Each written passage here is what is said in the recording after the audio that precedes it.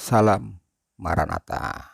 Jumpa kembali kita dalam acara yang tidak asing lagi, acara Karunia Channel 74. Kali ini kita akan perdebatan yang cukup sengit antara Rudy Yohanes sang debaters dengan Ustadz Rahmat Baiguni LC jadi di mana Ustadz Rahmat Baiguni ini berusaha menyerang kekristenan dengan asumsi dan dalil kosongnya sedangkan sang debaters menangkis semua itu dan memberikan serangan balik, akhirnya membuat Ustadz Rahmat Baiguni ini terbungkam. Ini seru dan juga ada pelajaran yang bisa kita ambil dari perdebatan ini. Jangan sampai lewatkan video berikut ini. Selamat menyaksikan.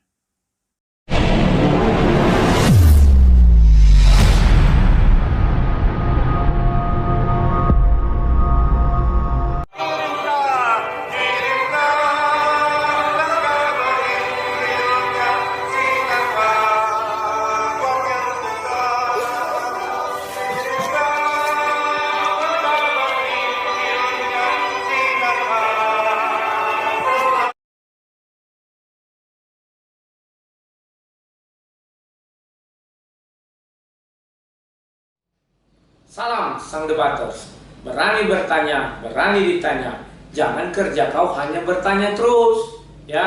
Kali ini saya suguhkan video yang membuat kalian geram terutama orang Kristen pasti kalian geram. Jaminlah yang membuat ini namanya si Rahmat Baiguni Sekali lagi saya katakan, orang ini orang-orang bermulut manis, licin bibirnya itu Jadi dia membilang apa saja enak kedengarannya Tapi baiklah, kita saksikan dulu. Jangan emosi, santai karena kita sudah tahu mereka keledai liar. Keledai itu artinya bodoh dan pikirannya liar suka-suka hati Saksikan videonya sebagai berikut. Baik, para sekalian yang dirahmati Allah. Nah, tadi ke zaman Nabi Isa kita belum membahas tentang zaman Nabi Isa. Nah, ketika Nabi Isa membongkar kedustaan para pendeta Sanhedrin, pendeta Sanhedrin membuat tipu daya. Apa tipu daya yang dilakukan para pendeta Sanhedrin? Karena mereka sudah terbiasa mengarang cerita tentang kitab-kitab Allah, mereka mengganti sebuah ayat dari tempatnya. Summa yaktubunal kitaba biaidihim, lalu mereka menulis ayat dengan tangan mereka. Summa yaquluna hadza min indillah, lalu mengatakan ini dari Allah padahal bukan dari Allah. Maka mereka pun para pendeta Sanhedrin membuat dongeng. Dongeng apa? Dongeng Tuhan bingung. Dan dongeng ini terkait dengan sejarah Nabi Isa alaihissalam sendiri. Dia memfitnah Nabi Isa dengan dongeng ini, yaitu dongeng Tuhan bingung. Dari dongeng inilah muncul keyakinan agama Kristen. Kenapa Tuhan bingung? Bingung memikirkan Adam. Geus puguh dicarek tong memetik buah pohon huli, dipetik jeung Hawa. Di dahar babarengan deh. Atau marah Tuhan kan? Maka ketika Tuhan akan menghukum Adam, Tuhan menahan tangannya. Dan Tuhan berpikir, aduh Adam ini makhluk. Adam ini manusia yang lemah. Kalau aku pukul dengan satu sentuhan tanganku pun dia akan mati, hancur kesakitan. Berarti aku kejam kepada Adam. Kalau aku tahu dia akan melanggar, harusnya aku tidak ciptakan Adam. Maka bingung tuh Tuhan antara menghukum dan membiarkan Adam. Apa bingungnya? Hukum jangan, bingung Tuhan. Lamun orang bingung mungkin berhari-hari, tapi Tuhan kalau bingung bertahun-tahun Jeung kumaha kalau kita bingung begini nih. Kalau Tuhan kayak gimana? Pulang anting gak ditukar dia. Akhirnya Tuhan menemukan ide, tuh kan aneh. Dan ini ada sampai ke akidah orang Syiah, Al-Bada. Ada 10 akidah Syiah, salah satunya yang ke-8 Al-Bada. Yaitu Tuhan pernah tidak tahu sesuatu, lalu Tuhan ingat sesuatu. Maka saya yakin betul kalau Syiah juga adalah agama ciptaan Dajjal. Tolong saksikan. Saya mengatakan demikian karena sudah berdebat dengan mereka. Dan saya sudah pelajari akidah Syiah ini beberapa sedikit. Tapi saya makin yakin. Ini agama ciptaan Dajjal. Yahudi. Baik, lanjut. Tuhan punya ide. Apa idenya? Aku kan Tuhan. Tuhan itu immortal. Kalau begitu aku saja yang dihukum, jangan Adam. Baik, kalau begitu aku harus menjelma menjadi manusia. Jibril, sini Jibril. Baik Tuhan. Ada apa Tuhan? Jibril, tulis maklumat Tuhan. Baik Tuhan. Jibril buka laptop, ketik maklumat Tuhan ;2. Satu apa Tuhan? Catat maklumat Tuhan nomor 1. Tuhan menjelma menjadi manusia. Baik Tuhan. Nomor 1, Tuhan menjelma menjadi manusia. Kalau salah ketik, di delete lah. Berikutnya Tuhan bingung lagi. Kalau aku menjelma menjadi manusia, bagaimana aku hadir ke tengah-tengah manusia? Kalau aku muncul begitu saja, manusia tidak akan percaya dengan keberadaanku. Kalau begitu aku harus lahir secara normal. Baik, Jibril, maklumat nomor 2, Tuhan lahir secara normal. Baik Tuhan, ditulis Tuhan lahir secara normal. Berikutnya bingung lagi Tuhan, kalau aku lahir secara normal, siapa wanita yang layak melahirkan Tuhan? Bingung lah bisa, tong boroning di sana di Bethlehem, ya, di Palestina. Iya di Istiqomah Weloba, gimana nih saya pilih nih? Kata Tuhan. Akhirnya Jibril ngasih masukan. Tuhan, boleh saya ngasih masukan? Apa Jibril? Hebat ya, Tuhan dikasih masukan sama Jibril. Tuhan, saya ingin ngasih masukan. Apa Jibril? Anda pernah mengutus saya ke Bethlehem. Ada sebuah desa bernama Nazaret. Di sana ada seorang wanita suci yang sejak lahir sampai sekarang terlindung dengan kesucian dari sisimu ya Tuhan. Siapa dia Jibril? Masa Tuhan tidak tahu? Aneh. Nah, begitulah Yahudi. Begitulah pendeta Sanhedrin. Siapa dia Jibril? Maryam binti Imran Tuhan. Hidupnya penuh dengan kesucian, hanya ibadah kepadamu di Baitul Maqdis. Ya Jibril, ihbit ilal ardi kullaha li annani sangfu min ruhi ilaiha. Jibril, turun kamu kepada Maryam. Katakan aku akan meniupkan sebagian ruhku kepada Maryam. Maka itu pun terjadi. Dengan kuasa Tuhan kata mereka. Lalu Tuhan meniupkan sebagian ruhnya ke dalam rahim Siti Maryam. Maka hamilah Siti Maryam dan lahirlah Yesus Kristus untuk menebus dosa manusia. Maksudnya menggantikan Adam dihukum oleh Tuhan. Nabi Isa sebelum Allah berfirman begini. Nabi Isa berseru kepada kaumnya. Ingat kaumku. Tidak lama lagi akan datang pada kalian. Kelak di antara kalian ada yang berkhianat kepadaku dan dia menggantikan tempat kedudukanku. Maka apa yang terjadi? Tidak lama kemudian datang seseorang dari pengikut Nabi Isa yang bernama Hawariyun ini, yang digelari Hawariyun. Ya. Wailun lana wailun lana, celakalah kita, celakalah kita. Intabihu antum wa intabihu anta ya Rasulullah. Bersembunyilah kalian dan bersembunyilah Anda wahai utusan Allah.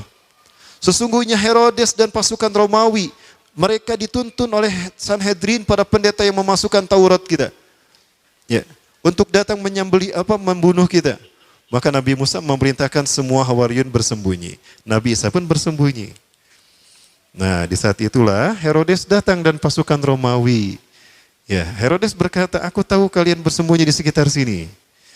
Siapa di antara kalian yang mau memberitahukan kepadaku di mana Al-Masih bersembunyi, aku akan menjadikan dia patih kerajaanku dan aku akan mengangkat dia aku akan memberi dia sepertiga harta kerajaanku. Ada yang tergiur tuh dari mereka yang bersama Nabi Isa. Siapa? Yudas Iskariot. Yudas keluar memberitahukan pada Herodes di mana Nabi Isa bersembunyi. Ya. Mari ikuti aku. Aku tahu di mana Al-Masih bersembunyi. Maka ketika dia akan masuk ke tempat Nabi Isa bersembunyi, di sini Allah berfirman seperti ini. Maka Nabi Isa pun ditidurkan Allah dan diangkat ke Matlaul A'la. Kita tidak tahu di mana tempat Matlaul A'la. Rasul tidak menyebutkan. Maka Nabi Isa sudah tidak ada. Begitu Yudas mau masuk, tunggu aku akan pastikan apakah Al-Masih ada di dalam atau tidak. Maka ketika Yudas masuk, culang-cileng dia. Apa culang-cileng bahasa Inggris nanti? Pelanga-pelongo. Kemana Isa bin Maryam tadi ada di sini? Disitulah Allah merubah wajahnya menjadi Isa bin Maryam. Quran surat An-Nisa ayat 157. Wa qaulihim, dan perkataan mereka, inna qatalal Masih Isa bin Maryam Rasulullah, dan klaim para pendeta Sanhedrin. Him di sini kembali kepada para pendeta Sanhedrin. Inna qatalna al-Masih Isa bin Maryam Rasulullah. Kami sedang membunuh Isa bin Maryam utusan Allah. Wa ma qataluhu, mereka tidak membunuhnya. Berarti mati tidak Nabi Isa? Tidak, kan tidak dibunuh. Wa ma salabuhu, dan tidak pula menyalibnya. Lalu siapa yang disalib? Apakah Nabi Isa? Bukan. Siapa? Walakin syubiha lahum, tapi orang yang Allah serupakan dengan Isa. Siapa yang Allah serupakan? Yudas Iskariot alias Samiri alias Dajjal. Diserupakan wajahnya menjadi Nabi Isa. Maka ketika Yudas datang kembali kepada Herodes, siapa yang ditangkap? Si Yudas inilah yang ditangkap. Mana Isa bin Maryam nyampurkan, dia ditewaklah dia. Loh, kok aku yang ditangkap? Lastu Isa, anak Yudas, ala dia dulu kamilaih. Aku bukan Isa, aku Yudas yang menunjukkan kamu tadi. Nges cempek banget, mana teh banget Isa. Tak suara mana ke suara Isa. Ditangkaplah Yudas dan disalib. Ketika dia ditidurkan untuk disalib, dia melihat Nabi Isa dinaik ke langit, diangkat. Di saat itu Yudas berseru, Eli Eli lama sabahtani, ada dalam Bible tuh. Tuhanku, Tuhanku, kenapa kau tinggalkan aku? Jadi Tuhan bahasa Ibraninya Eli. Cuma di Indonesia Tuhan menjadi timnas sepak bola. Eli Aiboy. Ya, Tuhan main bola. Ya. Ini menunjukkan kalau Nabi Isa diangkat dengan fisiknya. Buktinya Yudas kok bisa melihat Nabi Isa diangkat? Kalau cuma ruh kenapa bisa dilihat? Berarti Nabi Isa diangkat dengan fisiknya. Maka kemudian dibangunkan tuh si Yudas, diarak ke bukit Golgota. Golgota artinya tengkorak. Ke bukit itulah si Yudas diarak. Karena salibnya tinggi, salibnya kadang digotong, kadang dia menunduk begini. Herodes memegang pedang di tangan kanannya, Old Testament perjanjian lama di tangan kirinya. Itu pedang ditusuk-tusukan ke tubuh Yudas. Ketika menusuk tubuh Yudas yang dikira Yesus, dikira Nabi Isa, darah bercucuran, diminum tuh darahnya oleh para pendeta Sanhedrin dan tentara Romawi. Kenapa? Jika ada bagian tubuh Isa bin Maryam, Yesus Kristus dalam tubuh kita, bersatu dalam tubuh kita, maka tubuh kita tidak akan disentuh api neraka selamanya. Ini menjadi rukun kelima agama Kristen, Ekaristi Holy Water. Ini yang menyebabkan lahirnya agama Kristen. Ada 7 rukunnya. Rukun yang kelima, rukun meminum air suci. Ya. Di bawah, di depan patung Bunda Maria atau patung Yesus Kristus ada seloki, itu diganti, ada cairan warna merah darah. Itu diganti dengan sirup koko pandan, marjan. Kan sama merah ya. Nah, banyak tusukan daging tusukan pedang menusuk tubuh Yudas, dagingnya terkelupas diambil dimakan. Jadi rukun agama Kristen yang ketiga, Ekaristi Gusti Kudus, rukun memakan tubuh Tuhan. Kalau sekarang ketika kebaktian selesai, berbaris mereka untuk keluar, pendeta berdiri di tengah, mereka berbaris menerima roti. Haleluya. Keluar. Nah itu rukun ketiga agama Kristen. Lihat kalau mereka kebaktian di gereja, kayak gitu. Nah ini yang dimaksudkan Rasulullah SAW. Yang membuat saya yakin kalau Yudas itu Dajjal. Materi kita kayaknya berlanjut nih, belum selesai nih para Allah ya. Kita belum membahas Dajjal, ini Dajjal sebelum Rasulullah. Nanti kita bahas Dajjal setelah Rasulullah SAW, sampai kekinian. Seperti apa Dajjal ya. Panitia, nanti kita bertemu lagi panitia ya. Dalam kasanah dakwah insya Allah ya. Episode kedua insya Allah. Nah, 5 menit lagi. Ini yang membuat saya yakin kalau yang disalib itu Dajjal. Mudah-mudahan ada orang Kristen yang mendengar. Ya. Sampai keluar. Rasulullah bersabda, "Ma ba'asallahu nabiyyan katun min Adam illa takumusah." Tidaklah Allah mengutus seorang nabi pun dari Nabi Adam sampai hari kiamat. Illa anzaru qaumahum. Kecuali mereka akan menasihatkan, memperingatkan kaumnya tentang bahaya fitnah Dajjal. Wal yaum sa'ukhbiru lakum ma lam yukhbir min qabl. Aku akan beritakan hari ini kepada kalian sesuatu yang belum pernah mereka sampaikan. Innahu a'war wallahu la sabi'awar. Sesungguhnya Dajjal pecak sebelah mata kanannya dan Allah tidak pecak. Ingat, a'war di sana bukan buta tapi pecak. Ada orang matanya normal tidak bisa melihat, disebutnya apa? Buta. Tapi kalau ada orang matanya rusak sebelah disebutnya pecak. Nah, dia itu pecak. Lihat a'war dalam kamus Al-Munawir, artinya pecak. Kenapa cuma Rasulullah yang menyebutkan kalau Dajjal pecak mata kanannya? Kenapa Nabi yang lain tidak menyebutkan? Karena peristiwa pecak sebelah mata kanannya terjadi setelah Nabi Isa diangkat. Herodes dengan pedangnya tadi menusuk-nusukkan ke tubuh Yudas. Salah satu tusukan pedang itu mengenai mata kanan Yudas Iskariot. Di saat itulah Dajjal kehilangan mata kanannya. Jadi Dajjal normal dengan kedua mata sejak lahir.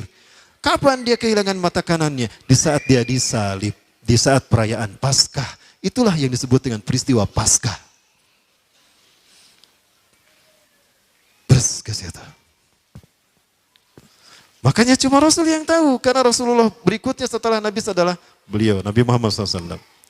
Maka dikuburkanlah si Yudas Iskariot. Barnabas ingin membuktikan kalau dia Dajjal. Akan aku gali setelah 3 hari 3 malam, kalau dia ternyata masih hidup berarti dia Dajjal. Setelah 3 hari 3 malam, diam-diam Barnabas menggali kuburan Yudas, dan Yudas pun masih hidup. Maka yakinlah Barnabas kalau Yudas itu dah Dajjal. Terakhir yang dia inginkan, yang dia tunggu adalah Yudas mengaku Isa bin Maryam. Diobati bertahun-tahun hingga sembuh penyakitnya. Nah, ketika Barnabas bekerja dengan perkakasnya, datanglah Yudas Iskariot dan menepuk mejanya. Hei Barnabas, saksikanlah, aku ini adalah Isa bin Maryam. Betul kamu Dajjal, pergi kamu. Kenapa tidak dibunuh? Karena yang membunuhnya nanti Nabi Isa alaihissalam. Maka Yudas Iskariot pun pergi diusir oleh Barnabas. Maka Yudas mengembara ke seluruh dunia. Dengan kemampuan retorikanya, Yudas alias Samiri alias Dajjal mampu mempengaruhi bangsa-bangsa di dunia. Maka dalam waktu singkat dia punya banyak pengikut. Ketika dia membuat bahtera, para pengikutnya bertanya, wahai Tuanku, untuk apa kita membuat perahu ini, bahtera ini? Kita akan berkeliling dunia, kita akan taklukkan dunia dengan perahu yang kita naiki. Kita akan taklukkan lautan ini. Dan tidak ada negara kecuali mereka akan tunduk kepada kita. Wahai paduka Tuanku, untuk keliling dunia kita butuh logistik, kita butuh perbekalan. Coba kalian lihat, banyak kapal yang lalu lalang ke sana kemari, mereka pasti bawa logistik. Kita bajak mereka, kita ambil logistik mereka untuk bekal kita. Maka muncullah sosok yang kemudian mata yang pecak ditutup sebelah, tangannya yang tetanus karena disalib, diamputasi, diganti begini. Ya, dan dia pun menggunakan topi untuk menutup luka-luka di wajahnya, maka jadilah Jack Sparrow, the Pirates of Caribbean. Nah, jadilah bajak laut. Lihat simbol bajak laut, tengkorak. Tengkorak adalah simbol Bukit Golgota, tempat di mana Samiri alias Dajjal dikuburkan, penuh dengan tengkorak di sana. Nah, kalian sudah mendengarkan apa ucapannya si Baikun ini kan? Dia bercerita panjang lebar. Dapat nggak kalian tangkap apa yang bisa kalian nilailah dari si Baikun ini? Kalau saya hanya satu kata, pembual, ya kan? Pembohong, dia itu pembohong. Semua yang diceritakannya tidak terdapat di Al-Quran maupun di hadis. Lantas dia bercerita dari mana? Artinya dia ini menghina nabinya sendiri, Nabi Isa. Dihina-hina dia ya. Tapi diserupa-serupakan dia dengan Yesus. Ya kan? Jadi Nabi Isa diserupakan dengan Yesus. Itulah mungkin judul cerita dia ini. Ya kan? Lihatlah apa yang diceritakan, saya cari di Al-Quran, tak ada satupun. Ya, saya cari apakah Nabi Isa katanya dirubah wajahnya oleh Herodes begini, ditikam-tikam begini jadi Dajjal si Yudas. Kan aneh, itu yang disembah orang Kristen, makan daging, makan ini, makan itu. Kan itu yang diterucap daripada si Baikun ini kan aneh ya.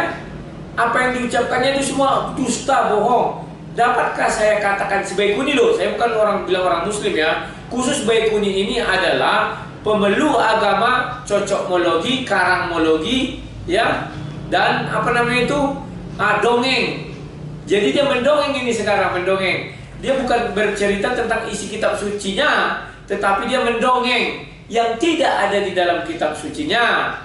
Ya, jadi anehnya lagi, dia bercerita dongeng ini semua, orang yang mendengar senang. Ya kan, aneh. Nah, kenapa orang itu senang? Karena keledai liar berada di tengah-tengah keledai liar. Keledai berada di tengah-tengah keledai, orang bodoh bertemu orang bodoh, maka ceritanya adalah bohong semua. Kebodohan yang bisa mereka ceritakan. Ya kan? Loh, Dia bilang orang Kristen kenapa Ekaristi di Katolik minum darah, makan daging? Karena peristiwa penyalipan Yudas, kata dia kan. Badannya dicambuk apa, di pedang katanya. Ya kan, kalau dagingnya dimakan dia tidak kena api neraka begini bogono. Memang ini cerita siluman kera. Ya kan? Kalau memakan apa tubuh Tom Samcong, maka dia akan abadi. Begitu. Ini orang kok sembarangan ngomong, tapi anehnya orang itu senang loh, ketawa. Ya kan? Memang betul mereka ini keledai liar. Dungunya tidak ketolongan, bodohnya tidak ketolongan. Ya kan? Ngarang cerita pun dia orang iya, senang, ketawa ya. Seolah-olah apa yang dibilangnya itu benar. Dari mana benarnya? Contohnya dia bilang, Yudas disalib, terus di pedang sehingga matanya picek, ya kan? Otaknya tidak ada. Ketika orang di atas kayu salib, ketinggiannya berapa? Manusia tingginya buat 2 meter. Buatlah Herodes 2 meter ya. Nah, ketinggian salib itu hampir 4 meter ke atasnya, atau buatlah 3 meter. Apa sanggup pedangnya sampai matanya begini kan? Nah, kalau yang benar, kalau dibilangnya ditombak masih mending, karena tombak panjang. Kalau pedang kan tidak sepanjang tombak. Bisa kena matanya gini, dicungkil gitu, sehingga picek, ya kan? Kan tidak. Terus dibilangnya Herodes ikut sampai ke Golgata. Aduh, ini orang asal ngomong, mulutnya kayak pantat ayam. Kan gitu ya. Orang kayak gini tidak perlu dihormati loh, karena dia mengarang-arang. Dia menghina Nabi Isa, menghina Yesus. Masa Nabi Isa diserupakan menjadi Yesus? Yang benar aja. Nabi Isa itu Nabi Isa, Yesus Yesus. Paham ya? Jangan pernah mengemis Nabi Isa supaya jadi Yesus, supaya bisa kau mengutaati isi Bible. Jangan. Saya bilang, nikmati aja Al-Quranmu, pelajari dari situ. Kalau kau merasa tidak cocok, kau merasa tidak ada kebenaran, ya sudah, pindah agama aja. Kau imani Yesus, sehingga kau bisa cerita panjang lebar yang tadi. Kalau kau bilang itu Nabi Isa, kau artinya berbohong. Semua ceritamu cerita bohong, tidak ada di Al-Quran, tidak ada di hadis. Ya, bahkan kau fitnah orang Kristen juga, kau fitnah. Ya, rukun iman kelima, ketujuh kau bilang makan daging manusia, makan darah, minum darah. Yang benar aja, mana ada kayak gitu. Itu dimulai di apa? Lukas 22, zaman perjamuan terakhir ya. Kan Yesus mengatakan diambil cawan, diambil anggur. Itulah sebabnya orang Kristen, orang Katolik memakan roti dan meminum darah itu. Dibilang anggur itu darah. Yang kau bilang sirup, kau bilang kan otakmu kan tidak ada. Kau keberatan, kau bilang ini, siapa nama kau tadi? Lupa aku. Si Bagulgil, si Bagulul lah ya. Kau keberatan, ketemu kita, debat kita. Aku bilang kau kan tidak bisa menjawab. Mau bukti? Oke, aku kasih kau satu pertanyaan. Mengapa Allah SWT menciptakan seorang nabi tanpa ayah? Itulah Nabi Isa. Coba. Karena sebelum Nabi Isa sampai Adam, sampai sebelum Nabi Isa, ya kan?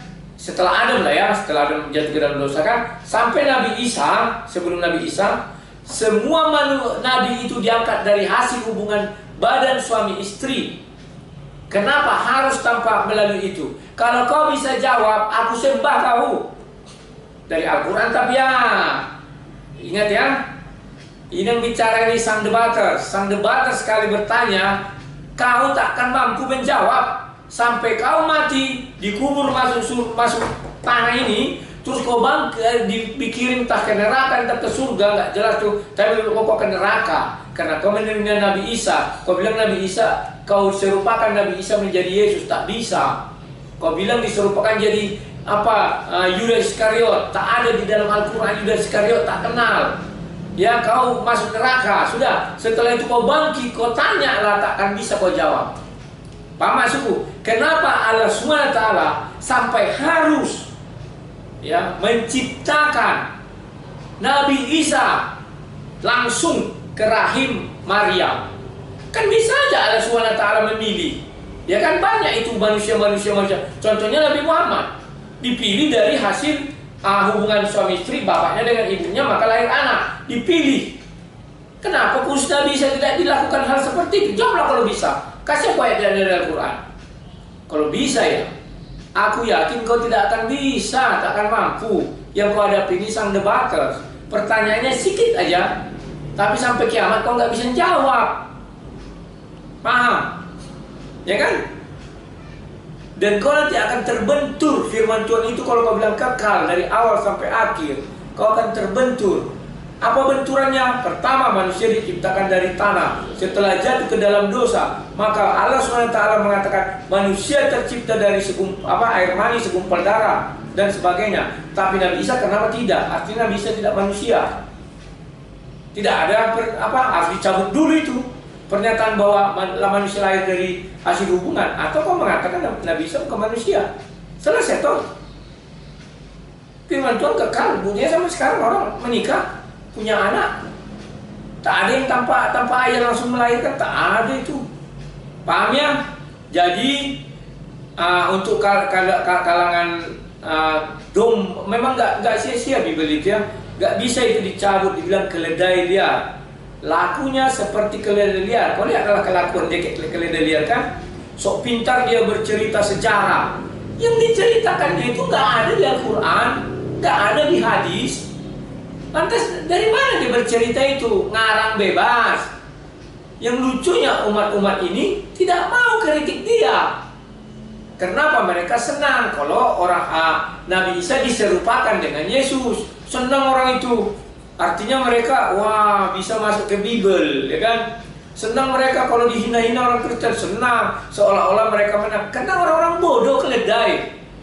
Keledai di hadapan keledai maka berbicara kebohongan, dusta, dongeng.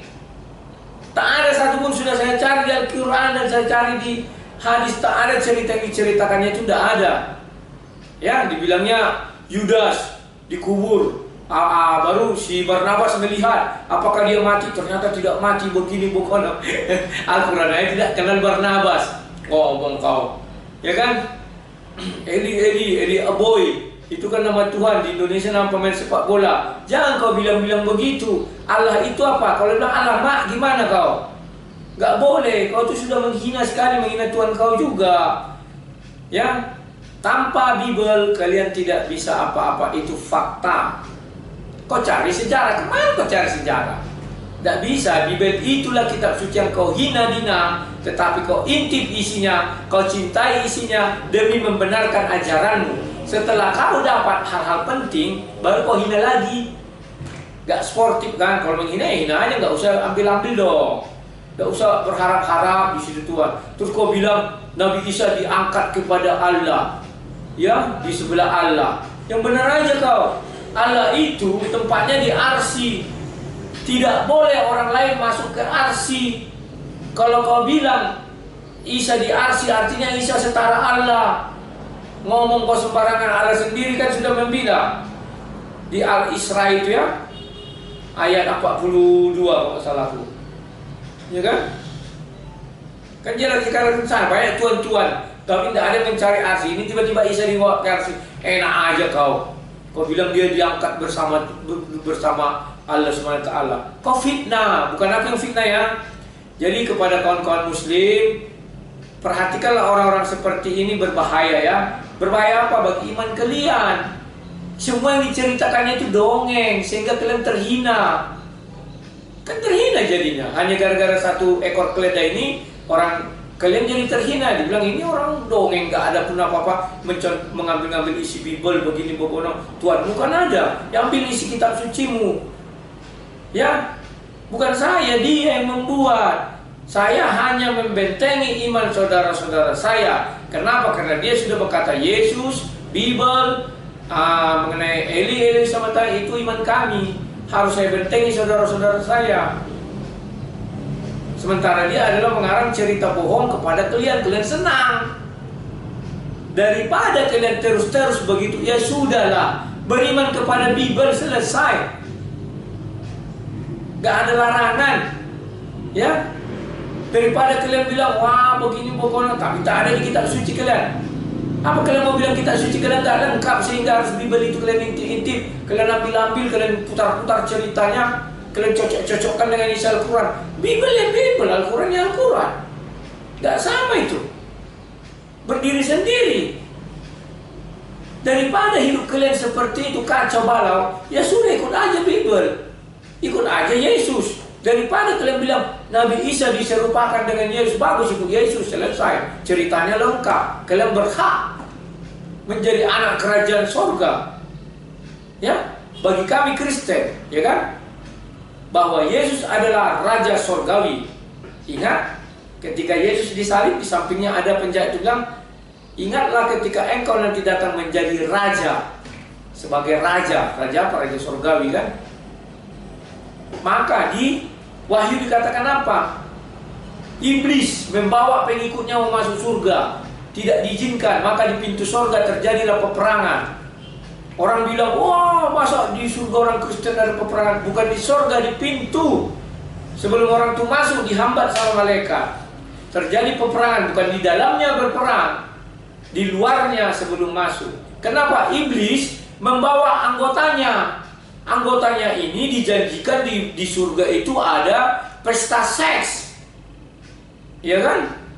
Di sana kan iblis otaknya seks, uang, harta. Bahwa di sana ada berlian, kita tidur di atas berlian, ada main seks, ada enak-enak. Itu di tempat kami dulu. Begitu dia mau masuk, apa kau ini? Siapa kau? Kami diperintahkan Tuhan, katanya. Tuhan yang menyamar jadi iblis. Mau ngapain? Mau main seks di sana? Oh, salah kau. Raja surga di sini tidak ada main seks. Yesus tidak mengizinkan main seks di dalam surga. Kamu salah, bukan surga, Raja surga. Tapi iblis katanya di sini tidak. Maka terjadilah peperangan. Kamu salah. Siapa Tuhan kau? Katanya surga di sini main seks, tidak bisa, kata malaikat. Hah? Nah, ada itu kan karangan saya.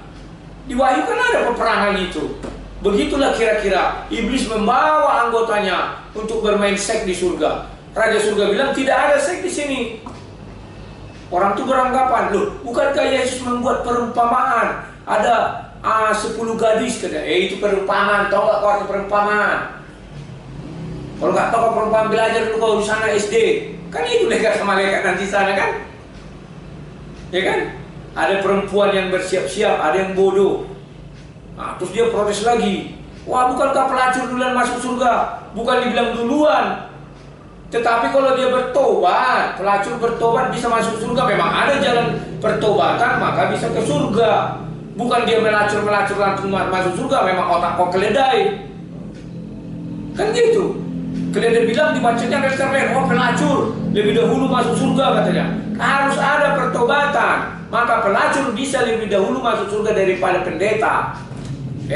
Pendeta jangan kau kira semuanya masuk surga. Masa lupa kau Matius 7, 21, 23 sampai 23. Tidak setiap yang berseru kepadaku Tuhan, Tuhan akan masuk ke dalam kerajaan surga. Ya kan? Masuknya itu apa? Kayaknya contoh aku nih, aku bilang, yo Yesus Tuhan, aku Kristen, tentu mengaku Tuhan. Tapi aku kelakuanku kayak setan. Ya nggak masuk surga. Sekalipun aku mengusir setan, mengusir roh jahat.